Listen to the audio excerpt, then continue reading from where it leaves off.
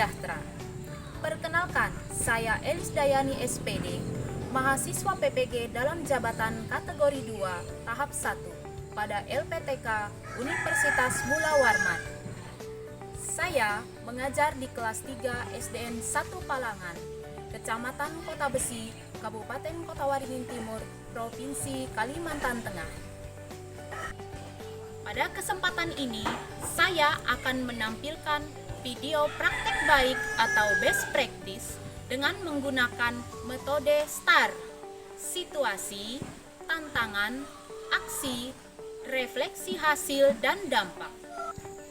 Kondisi yang melatar belakangi masalah tersebut adalah sebagian besar siswa di kelas 3 SDN 1 Palangan masih mengalami kesulitan dalam menjawab soal-soal sulit pada MUPEL PPKN kelas 3 dan menuliskan makna lambang sila kedua Pancasila serta sikap yang sesuai dengan sila kedua Pancasila di rumah. Akar penyebab masalah dalam hal ini adalah saya sebagai guru belum menggunakan model dan media pembelajaran yang tepat. Menurut saya, praktek ini sangat baik untuk dilakukan karena pemanfaatan teknologi dan inovasi dalam pembelajaran sebagai bekal dasar siswa dalam menghadapi perkembangan zaman pada era abad 21 sangatlah penting. Yang menjadi tantangan saya dalam hal ini adalah saya belum menguasai IT. Yang kedua, layanan jaringan internet dan listrik masih sangat terbatas. Yang ketiga, masih banyak siswa saya yang belum bisa membaca dan belum bisa memusatkan perhatian saat pelajaran berlangsung. Pihak-pihak yang terlibat dalam kegiatan ini adalah yang pertama, Ibu Profesor Makrina Tindangen selaku dosen pembimbing saya. Kemudian yang kedua, Ibu Serliani selaku guru pahong. Kemudian saya sendiri sebagai mahasiswa dan juga siswa-siswi saya di kelas 3 SDN 1 Palangan. Langkah-langkah yang saya lakukan untuk mengatasi hal tersebut antara lain yaitu saya melakukan persiapan mulai dari menyiapkan perangkat pembelajaran yaitu RPP, bahan ajar, LKPD, media pembelajaran, dan instrumen penilaian. Kemudian selanjutnya tahapan pelaksanaan pembelajaran. Pelaksanaan pembelajaran bisa kita saksikan pada video berikut ini.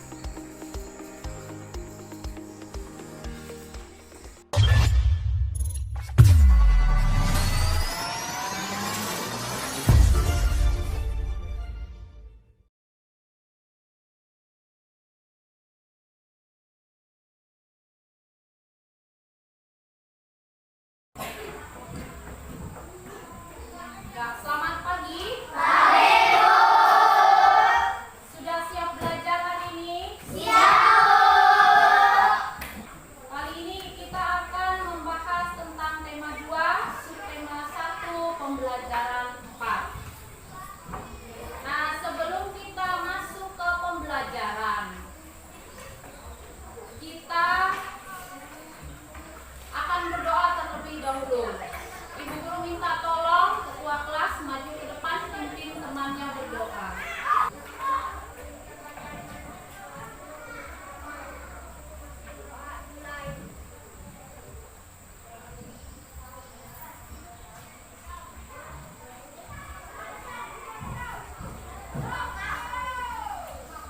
Ya, terima kasih Isko.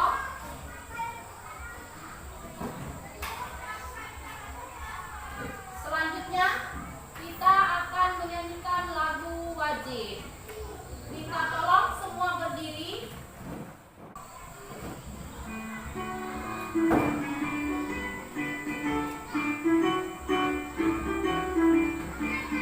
Berkibarlah bendera, mempersucikan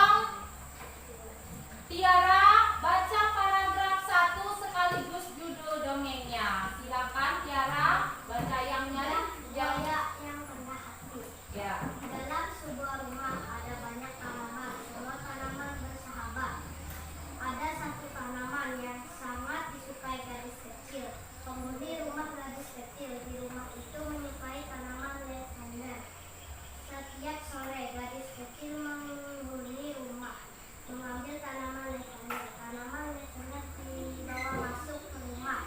Bahawakan tanaman Lavender dibawa ke kamar gadis kecil itu. Tanaman Lavender bisa mengusir nyamuk-nyamuk yang ada di dalam kamar gadis kecil. Lavender merasa paling bermanfaat di antara teman-teman lain. Lavender menjadi sombong, oleh karena itu Lavender tidak disukai teman lain. Ya, terima kasih. Nah, tadi kita sudah membaca dongeng. Ya.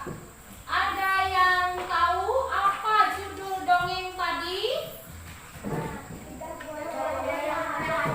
Lidah buaya yang merendah hati. Ya. Nah, di dalam dongeng itu siapa saja tokohnya? Lidah buaya. Siapa lagi? Lavender. Nah, pesan yang terkandung di dalam dongeng itu apa saja? Tidak boleh sombong. Harus berteman dengan siapapun. Kemudian tidak boleh mengejek dan merendahkan orang lain. Nah, untuk lebih jelas lagi, Ibu Guru punya satu dongeng lagi nih. Kita amati sama-sama. Coba perhatikan.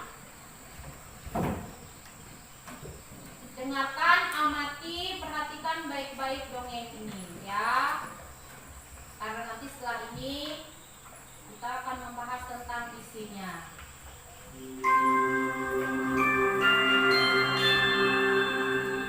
Pohon yang sombong. Pada suatu hari, ada dua buah pohon di tengah-tengah hutan. Salah satunya adalah pohon ara, dan yang satunya adalah pohon mangga. Pohon mangga itu sopan dan riang setiap harinya. Setiap musim gugur, burung-burung akan datang untuk memantul buahnya. Burung pipit akan membangun sarang di dahan-dahannya, dan burung layang-layang akan bernyanyi. Pohon itu dengan gembira menyambut semua burung dan bernyanyi bersama mereka. Dia adalah pohon yang murah hati. Dia akan memberikan keteduhan kepada siapapun yang lewat dan berdiri tegak ketika ada angin datang. Tapi pohon ara itu... Ya, itu tadi kita sudah mengamati tayangan dongeng tadi. Nah, apa judul dongeng yang baru kita lihat tadi? Pohon yang sombong. Siapa saja tokoh di dalam dongeng pohon yang sombong tadi? Angin. Siapa lagi? Ya, terus? Burung pipit. Burung pipit. Apa lagi? Setelah tadi kita juga mengamati dongeng yang baru saja kita tonton, adakah menurutmu sikap yang sesuai dengan sila Pancasila di dalam dongeng tadi? Ada. Apa? Bersikap baik. Kemudian apa lagi? Saling membantu. Nah, kita lihat lagi kira-kira sila keberapa yang sesuai dengan dongeng tadi ya. Nah, ini gambar apa ini? Rantai ini merupakan lambang sila keberapa? Iya. Rantai tersebut terdiri dari rantai yang berbentuk persegi dan lingkaran. Maka rantai berbentuk persegi melambangkan apakah? Melambangkan manusia laki. Kalau yang berbentuk lingkaran melambangkan kita yang perempuan. Nah, berikut ini contoh perilaku yang sesuai dengan sila kedua Pancasila. Coba lihat. Yang pertama apa? Baca.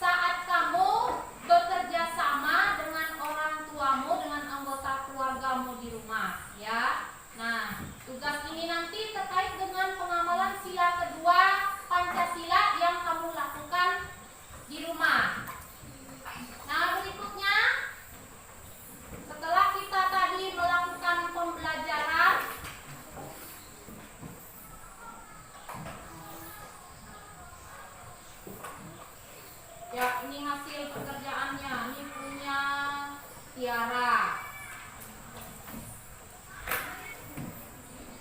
Anjas. Ya, ada yang dapat 100? Ya, beri tepuk tangan untuk yang dapat 100. Yang dapat 90? Siapa? Ya, hebat ya. Yang dapat 80 siapa? Iya, pintar. Setelah kita belajar tadi, bagaimana yang kamu rasakan setelah kita belajar tadi, melihat dongeng, membaca dongeng? Bagaimana? Ya. Nah, berikut kita akan bersama-sama, perhatikan Ibu Guru dulu. Kita akan bersama-sama membuat kesimpulan tentang pembelajaran kita hari ini. Kira-kira kesimpulannya apa?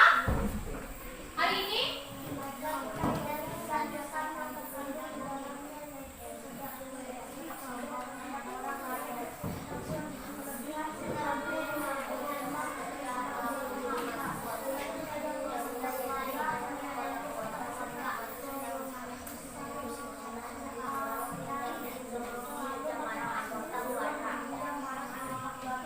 Ya, jadi selain itu juga ya, bagaimana perilaku kita sesuai dengan sila kedua Pancasila?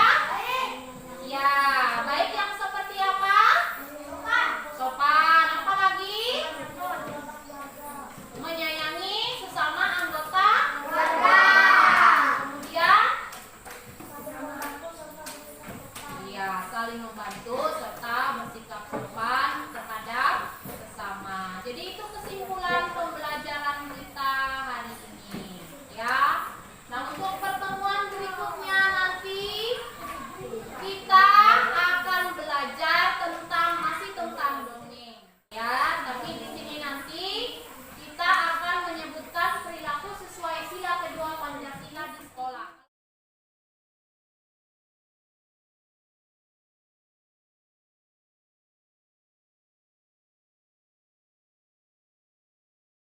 Ya, terima kasih hari ini untuk kerjasamanya ya.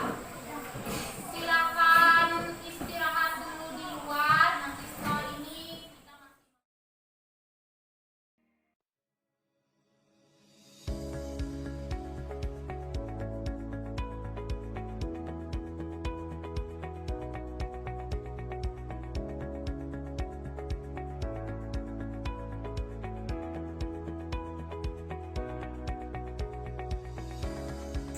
Hal yang saya rasakan setelah pembelajaran saat ini yaitu saya jadi lebih cepat paham tentang materi yang disampaikan karena banyak video yang menarik yang ditampilkan.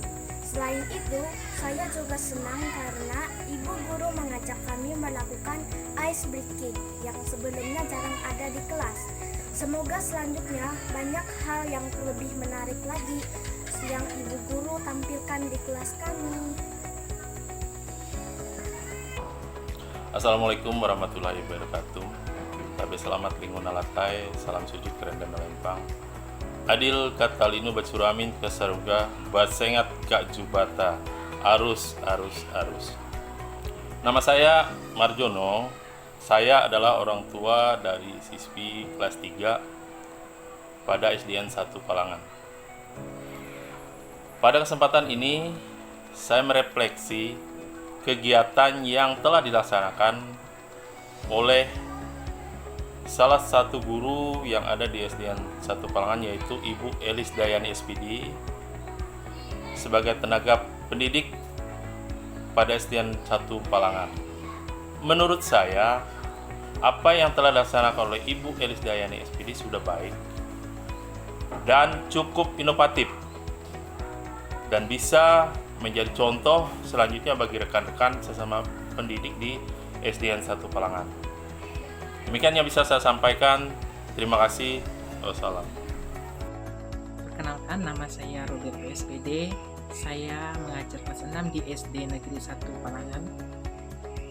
Pada kesempatan ini, saya diberi kesempatan untuk merefleksi kegiatan pembelajaran yang dilaksanakan oleh Ibu Elis Dayani SPD di kelas 3. Menurut saya, Ibu Elis Dayani sudah melaksanakan kegiatan pembelajaran dengan menggunakan metode-metode yang menurut saya itu sudah baik.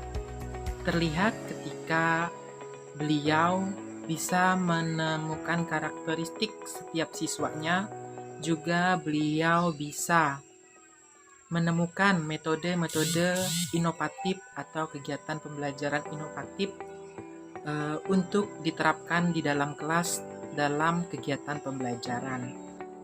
Terlihat pula siswa-siswa kelas 3 menerima materi pembelajaran yang diberikan oleh beliau itu dengan baik dan menyambut dengan senang. Banyak siswa memahami kegiatan pembelajaran, terutama materi pembelajaran yang diberikan oleh beliau. Terlihat pula pada kegiatan pembelajaran siswa banyak yang aktif dalam mengikuti kegiatan pembelajaran yang dilaksanakan di dalam kelas. Harapan saya semoga kedepannya Ibu Elis Dayani ini menjadi motivasi bagi guru-guru, terutama dalam melaksanakan kegiatan pembelajaran yang inovatif dan menyenangkan di dalam kelas. Terima kasih.